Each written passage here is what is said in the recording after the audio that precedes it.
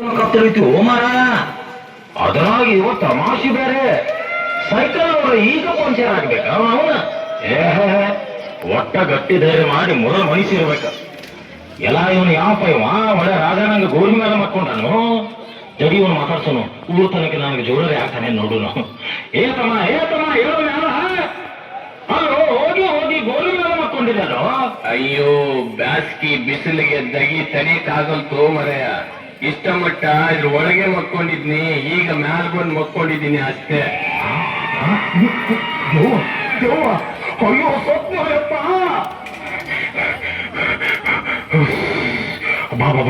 ಓಡಿ ಓಡಿ ಸಾಕಾತಯಪ್ಪ. ಅಂತೂ ಎದುರಿಗೆ ಈಗ ಯಾರೋ ಮನುಷ್ಯ ಬರಾಕತ್ಯ. ಈಗ ಸ್ವಲ್ಪ ಧೈರ್ಯ ಬಂತು ನೋಡು. ತಮ್ಮ ನಿಂದ್ರು. ಯಾಕ ಆ ಕಡೆ ಹೋಗ್ಬೇಡ.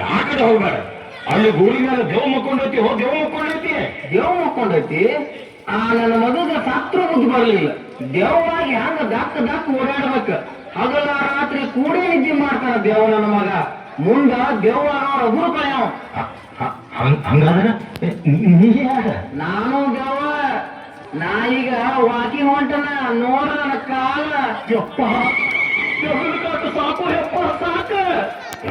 ಇವತ್ತು ಯಾರ ಮಾಡಿ ನೋಡಿ ಅದೇನಪ್ಪ. ನನ್ನ ಒಂದಾದ ಮೇಲೆ ಒಂದು ದೇವ್ ಬೆಟ್ಟಾಗತ್ತವ. ಅಲ್ಲಿ ಯಾರೋ ಹುಣಸಿಗಿಡ್ದು ಕಟ್ಟಿ ಮಾಡ್ಕೊಂತಾರ. ಅಲ್ಲೇ ಹೋಗಿ ಸ್ವಲ್ಪ ರೆಸ್ಟ್ ತಗೋತೇನ. ಅಜ ಏನು ಈ ಊರಾಗ ದೇವರ ಪಾಠ ಬಹಳ ಜಾಸ್ತಿ ಆಗಿತ್ತಿಪ್ಪ. ಒಂದಾದ ಮೇಲೆ ಒಂದು ದೇವ್ ಸಿಗಕತ್ತಾವ. ಇದ್ರು ಇರ್ಬಹುದಪ್ಪ. ನೋಡಪ್ಪ, ನಾನು ನಿನಗೆಲ್ಲ ಹೇಳ್ಬಹುದು. ನಾನು ಸತ್ತು 20 ವರ್ಷ ಆಯ್ತಲ್ಲ.